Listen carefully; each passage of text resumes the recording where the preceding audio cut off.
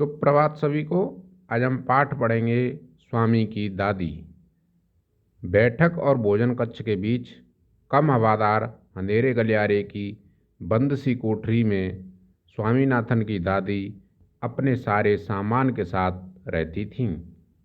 उनका सामान था 5 दरियों, 3 चादरों, 5 तकियों वाला भारी भरकम बिस्तर, पटसन के रेशे का बना एक वर्गाकार बक्सा और लकड़ी का एक छोटा बक्सा जिसमें तांबे के सिक्के, इलायची, लौंग और सुपारी पड़े रहते थे।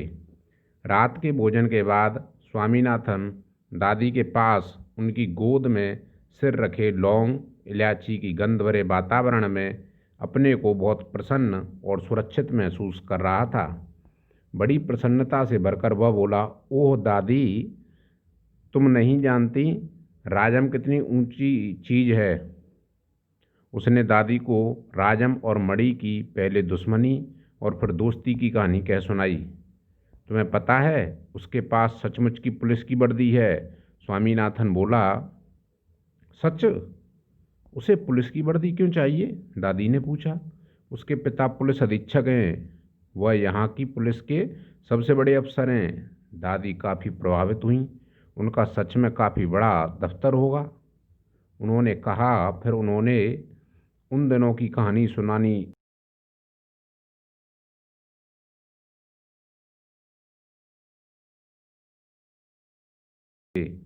उनसे डरकर खूंखार से खूंखार डाकू तक भाग खड़े होते थे। स्वामीनाथन अधीर होकर उनकी कहानी खत्म होने का इंतजार करने लगा, लेकिन दादी बोलती ही गईं, इधर उधर भटकती हुई और अलग अलग समय पर घटी घटनाओं को गुड्ड मुड्ड करती हुई।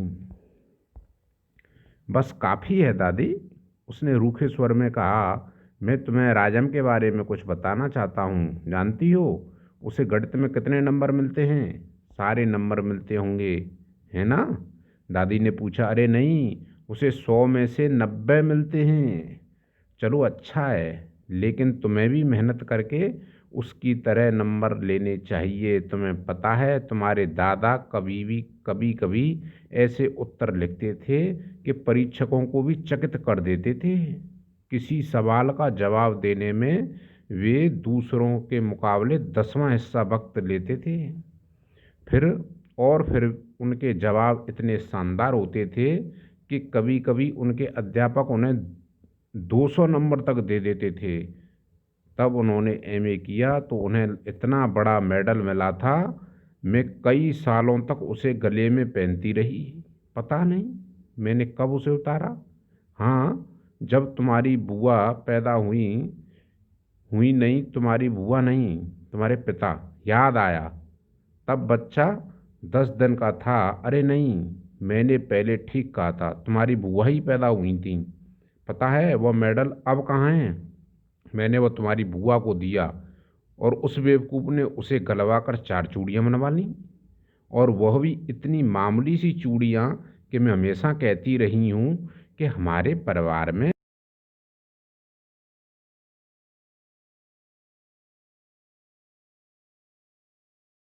कहानियाँ सुनाती रहती हो। क्या तुम राजम के बारे में नहीं सुनना चाहती? हाँ हाँ बोलो। दादी, जब राजम छोटा सा लड़का था तो उसने शेर मारा था। सच? बड़ा बहादुर लड़का है। तुम यह बात मुझे खुश करने के लिए कह रही हो? तुम्हें यकीन नहीं हुआ होगा। स्वामीनाथन ने बड़े उत्साह से कहानी शुरू की। राजम के पिता एक जंगल में डेरा डाले हुए थे। राजम उनके साथ था। अचानक 2 शेर उन पर झपटे और एक ने पीछे से हमला करके पिता को गिरा दिया। दूसरे ने राजम का पीछा किया। राजम एक झाड़ी के पीछे छुप गया और वहीं से गोली चलाकर शेर को मार डाला। दादी, क्या तुम सो गईं? उसने कहानी खत्म होने पर पूछा। नहीं बेटा, सुन रही हूँ। अच्छा बताओ, कितने शेर आए थे? 2 शेर राजम पर झपटे थे, दादी ने जवाब दिया। स्वामीनाथन दादी के गलत जवाब से चिढ़ गया। मैं तुम्हें इतनी जरूरी बातें बता रहा हूँ और तुम नींद में न जाने क्या क्या उलझ उलझ लूल कल्पना किए जा रही हो। उलझ लूल कल्पना किए जा रही हो। अब मैं तुम्हें कुछ नहीं बताऊंगा। मैं जानता हूं तुम क्यों ऐसा कर रही हो। तुम राजम को पसंद नहीं करती? नहीं नहीं, वो तो बहुत प्यारा लड़का है, दादी ने बड़े विश्वास से कहा। उन्होंने राजम को देखा तक नहीं था। स्वामी नाथन खुश हो गया। दूसरे ही क्षण उसके मन में एक नया संदेह पैदा हुआ। दादी, शायद तुम्हें शेर की कहानी पर विश्वास नहीं हो रहा है। मैं एक एक शब्द पर विश्वास करती हूँ, दादी ने स्वर में मिठास भरकर कहा। स्वामीनाथन